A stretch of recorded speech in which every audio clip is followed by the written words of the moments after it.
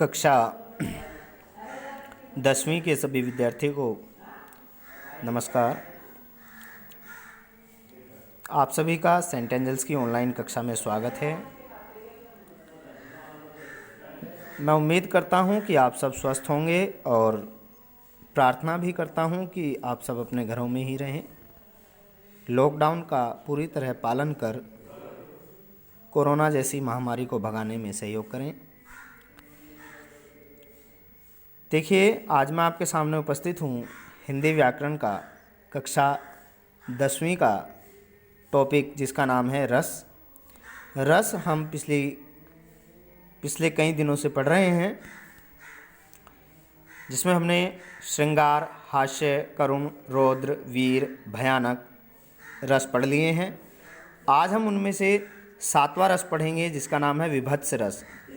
भयानक रस के बाद नंबर आता है विभत्स रस का। प्रत्येक रस का अपना एक स्थायी भाव होता है, क्योंकि स्थायी भाव के जागृत होने से ही रस की उत्पत्ति होती है। प्रत्येक रस का अपना एक स्थायी भाव होता है। और जैसे मैं एक बार पुनः आप सभी के सामने रिपीट कर देता हूँ। श्रृंगार रति, हास्य हास, करुण शोक, रौद्र क्रोध, वीर उत्साह, भयानक भय स्थायी भाव। और अब हम 7वां रस पढ़ेंगे जिसका नाम है विभत्स रस। विभत्स, आधा तय और सह, विभत्स रस, इसको बोलेंगे हम विभत्स रस, जिसका स्थायी भाव है जुगुप्सा या घृणा। विभत्स का मतलब भी एक तरह से घृणा से ही होता है और जुगुप्सा का अर्थ भी घृणा से ही होता है। देखिए, इसकी आप पहले डेफिनेशन, इसका उत्पत्ति कैसे होती है वो देखेंगे आप। घृणित वस्तुओं को देखने या सुनने से, घृणित मतलब जिससे घृणा होती हो, जिससे नफरत होती हो, इस तरह की वस्तुओं या इस तरह का कोई वातावरण देखने से या इस तरह की कोई बात सुनने से, घृणित वस्तुओं को देखने या सुनने से उत्पन्न हुए घृणा के भाव से विभत्स रस की उत्पत्ति होती है। यानी घृणित वस्तुओं को देखने से या नफरत भरी जो वस्तुएं हैं, जैसे मांस है, खून है या दुर्गंध आदि कोई है, तो ऐसी वस्तुओं के बारे में विचार करने से या उसको सुनने से या देखने से जो मन में एक घृणा का भाव उत्पन्न होता है, वह विभाव, अनुभाव और संचारी भाव के संयोग से विभत्स रस को प्राप्त होता है। माने उस घृणा के भाव से में, उस घृणा के भाव के साथ विभाव, अनुभाव और संचारी भाव के मिलने पर विभत्स रस की उत्पत्ति होती है। तो विभत्स का, जैसा कि आपको समझ में आया होगा, विभत्स का अर्थ होता है घृणा और जुगुप्सा का अर्थ भी घृणा ही होता है।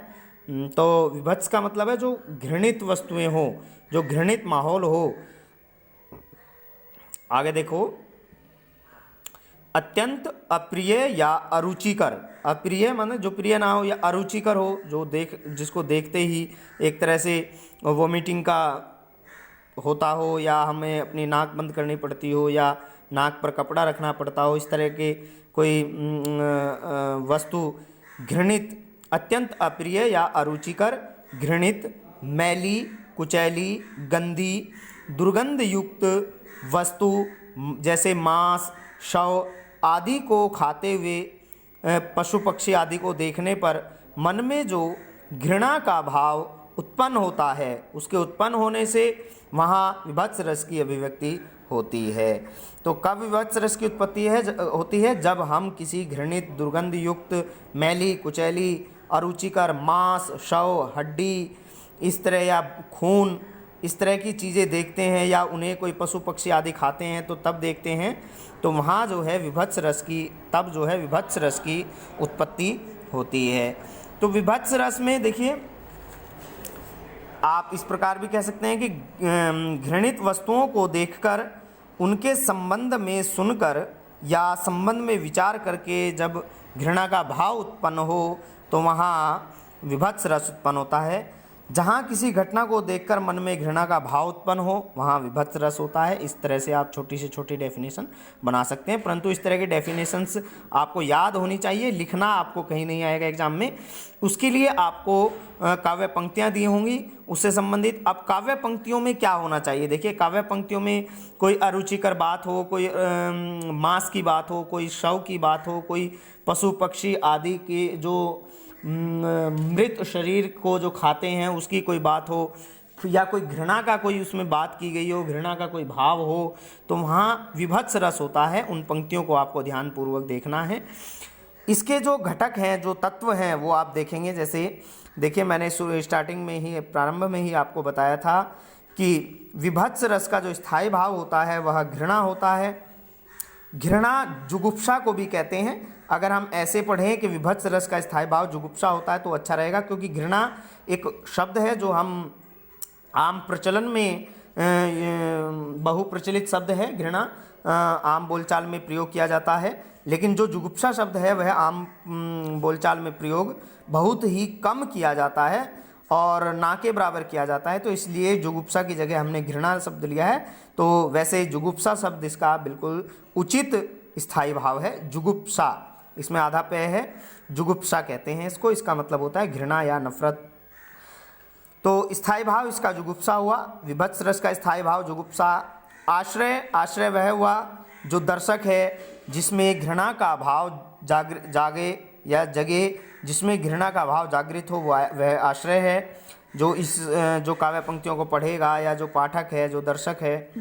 विषय जो उसमें अरुचिकर जो घृणित वस्तु है या दुर्गंधपूर्ण वस्तु है या घृणित वातावरण वहाँ पर है या दुर्गंध है या कोई ऐसा माहौल है घृणित, तो उस माहौल को देख करके भाव पैदा हुआ तो वो विषय होगा।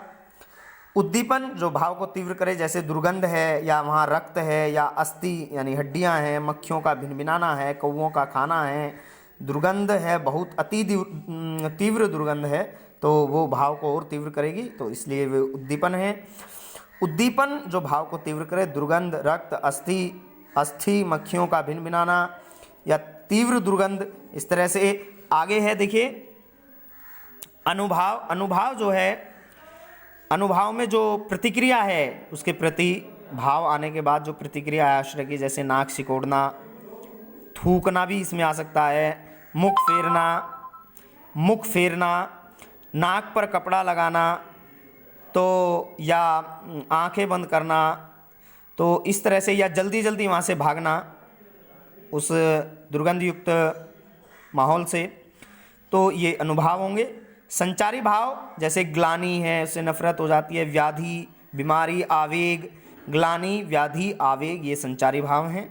तो इस तरह से मैंने आपको बताया कि विभत्स रस में घृणित वस्तुओं को देखने या सुनने से जो घृणा का भाव उत्पन्न होता है उसके भाव से विभत्स रस की उत्पत्ति होती है, और इसका जो स्थायी भाव है वो जुगुप्सा होता है। तो ये 7वां रस हमने पढ़ा। आगे हम इसके उदाहरण नेक्स्ट वीडियो में पढ़ेंगे।